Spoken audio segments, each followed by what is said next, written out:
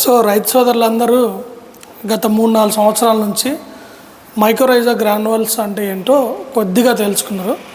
Mycorrhiza granules sir మన ఏరియాలో కొద్దిగా ఈ ఆర్చర్డ్స్ క్రాప్స్లో, ఫ్రూట్స్లో, ఈ వెజిటబుల్స్లో కొద్దిమంది ఫార్మర్స్ కొంచెం ఎడ్యుకేటెడ్ ఫార్మర్స్ వీళ్ళు కొంచెం వాడుతున్నారు సార్. సో ఇప్పుడు లైవ్లో ఫస్ట్ టైం నా జీవితంలో అసలు మైకోరైజా ఎలా ఉంటుందో చూస్తున్నా సార్.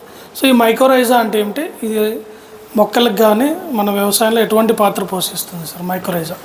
సో ఇది మైకోరైజా రూట్ ఆర్గాన్ కల్చర్ అంటాము. Okay sir. ఈ మైకోరైజా అనేది ఒక రకంగా పరాన్నజీవి. Okay sir. అంటే దానికి ఇంకొకళ్ళతోటి సంబంధం కావాలి, దాన్ని మనం సింబయాసిస్ అంటూ ఉంటాం. ఇతర జీవి మీద ఆధారపడి ఇది బతుకుతా ఉంది. అంటే దాని హోస్ట్ కావాలి. Okay sir. హోస్ట్ కావాలి. మైకోరైజా అనేది ఫంగస్ మనం బూజ్ అంటాం. ఓకే. సో ఇది తీగలుగా ఉంటుంది. అది మెచ్యురేషన్ వచ్చిన తర్వాత స్పోర్స్గా డెవలప్ అవుతుంది. స్పోర్స్ అంటే మన సీడ్స్ లెక్క చిన్న స్పోర్స్ ఉంటాయి. సో ఇది మనకి భూమిలో అడుగు భాగం వేరు వ్యవస్థ చుట్టూ ఉంటుంది. Okay sir. దీన్ని మైకో అంటే ఫంగస్, రైజా అంటే రూట్స్ అంటే ఈ ఫంగస్ దగ్గర ఉన్న ఫంగస్. కాబట్టి రూట్స్ తోటి అసోసియేషన్ ఈ మైకోరైజాకి తప్పనిసరిగా కావాలి. సో ఇది ఒకళ్ళ మీద ఒకళ్ళు ఆధారపడి ఉంటుంది.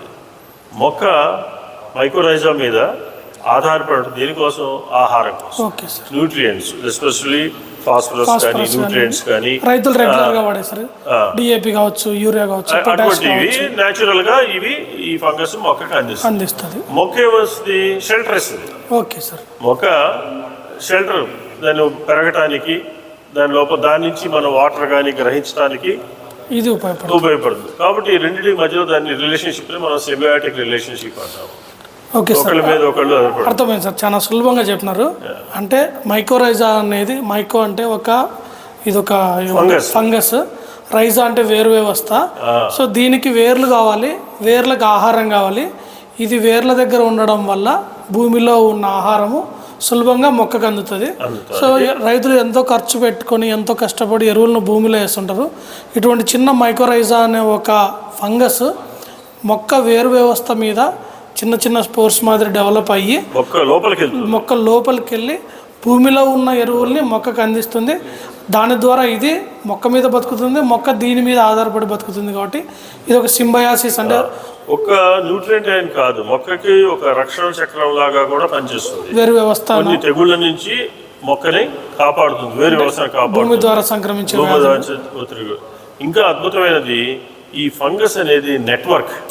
ఒక వేరు వ్యవస్థ అని కాదు. ఇప్పుడు మనకి తోటలో మనకి మామిడి చెట్లు ఉన్నా, లేకపోతే బనానా ఉన్నా, ఒక అల్లిక, ఒక నెట్వర్క్, బ్యూటిఫుల్ మైండ్ కొద్ది నెట్వర్క్ ఉంటుంది మైకోరైజా. బెస్ట్ సూక్ష్మజీవి ప్రపంచంలోనే ఇది మైకోరైజా మొక్కలకి ఉపయోగపడేది. దాని నుంచి ఈ వేరు వ్యవస్థ మీకు చెప్పాను కదా, వేరు వ్యవస్థ దానికి ముఖ్యం. సో ఈ స్పోర్స్ కంటికి కనపడవు, కానీ చిన్న డాట్స్ లాగా ఉంటాయి. మైక్రోస్కోప్ చూడాలి, అవి చిన్న స్పోర్స్. అటువంటి 40 నుంచి 50 వేల స్పోర్స్ ఒక్క బాటిల్లో ప్రొడ్యూస్ చేస్తాం.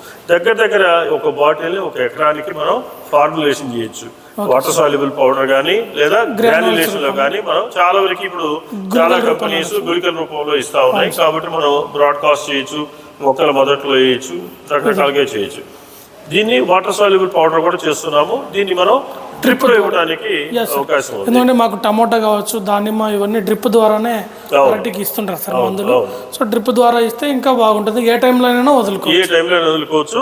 చక్కగా వేరే వ్యవస్థ దగ్గరికి వెళ్ళిపోతుంది. కరెక్ట్ రూట్ జోన్ తప్పనిసరిగా కావాలి. సో మిగతా బయో ఫర్టిలైజర్స్ కి దీనికి ఉన్న ముఖ్యమైన తేడా, ఇది కదలలేదు. వేరు వ్యవస్థ ఒక్కసారి వేరు వ్యవస్థలోకి వెళ్ళిపోయిందంటే ఇంకా కంప్లీట్ ఇంకా మొక్క చనిపోయేదాకా అది మొక్క లోపల ఉండిపోతుంది. సో దాంట్లో ఛానల్స్ గా దాన్ని మనం రకరకాల మైకోరైజా అని మనం వ్యామ్ అంటాం. VAM అని మీరు కూడా వినే ఉంటారు. Vesicular, ఆర్బసిక్యులర్ mycorrhiza. వెసిక్యులర్స్ అంటే రౌండ్ స్ట్రక్చర్స్, ఆర్బసిక్యులర్స్ అంటే బ్రాంచ్ స్ట్రక్చర్స్. సో అది ఒక ఛానల్స్ లాగా, న్యూట్రియంట్ ఛానల్స్ లాగా ఉపయోగపడతాయి. న్యూట్రియంట్ స్టోరేజ్ లాగా వెసికల్స్, అద్భుతమైన స్ట్రక్చర్స్ ఇవి. సో ఈ అసోసియేషన్, మైకోరైజా అసోసియేషన్ ప్రతి మొక్కకి ఉంటుంది. అది ఫారెస్ట్ లో కావచ్చు, లేదా ఇక్కడ కావచ్చు, పొలాల్లో కావచ్చు. అందువల్ల కాదు మన పొలాల్లో మీకు ఇంత ముందుగా మాట్లాడినట్టు రకరకాల రసాయనాలను వాడటం వల్ల, సేంద్రియ కర్బనం లేకపోవడం వల్ల ఈ రోజు ఇటువంటి సూక్ష్మజీవులు తక్కువగా ఉండటం లేదా నశించిపోవడం జరిగింది. కాబట్టి ఇప్పుడు మనం వీటిని గ్రో చేసి మనం మళ్ళీ రైతులకి మీ ద్వారా అందించడం జరుగుతోంది. కాబట్టి ప్రతి ఒక్క రైతు, ప్రతి ఒక్క క్రాప్ కి ఇటువంటి సూక్ష్మజీవులు అంటే మైకోరైజా లాంటి బయో ఫర్టిలైజర్స్ తప్పనిసరిగా వాడాల్సిన పరిస్థితి వచ్చింది. దీనివల్ల మొక్క ఓన్లీ న్యూట్రియంట్స్ ఇస్తామని కాదు, ఆరోగ్యాన్ని మనం ఇంప్రూవ్ చేయొచ్చు. తర్వాత మొక్కకి సహజంగా కావాల్సిన రోగ నిరోధక శక్తిని కూడా మనం ఇవ్వడం జరుగుతుంది. నీటి ఎద్దడిని కూడా ఇది నివారిస్తుంది. సో ఇది మైకోరైజా గ్లోమలిన్ అనే ఒక పదార్థాన్ని కూడా ప్రొడ్యూస్ చేయడం వల్ల ఈ సాయిల్ అగ్రిగేట్స్ ఫామ్ అవుతాయి, క్లమ్స్ గా ఫామ్ అవుతాయి. దానివల్ల మాయిశ్చర్ ని రిటైన్ చేస్తుంది. సో కాబట్టి ఇది ఉండటం వల్ల భూమిలో తేమ ఉంటే మొక్కల్ని రక్షించడం జరుగుతాం. Okay, thank you sir. So mycorrhiza లాంటి ఒక మంచి ఫంగస్ గురించి మాకు చెప్పారు. సో రైతుల ద్వారా సో మైకోరైజా అనేది చాలా ముఖ్యము. మనం ఎన్నో ప్రాబ్లమ్స్ ఫేస్ చేస్తుంటాము. సో ఆ ప్రాబ్లమ్స్కి అన్నిటికీ ఒక మంచి సొల్యూషన్ ఇది. సో ధన్యవాదాలు. ఇలానే మన ఛానల్లో చూస్తూనే ఉండండి. Sir, this is a 90-day-old culture bottle of mycorrhiza ROC bottle. You can see the excellent spore and hyphal structures just beneath the root system. So how many days old it is? It's a 90-day-old. 90 days.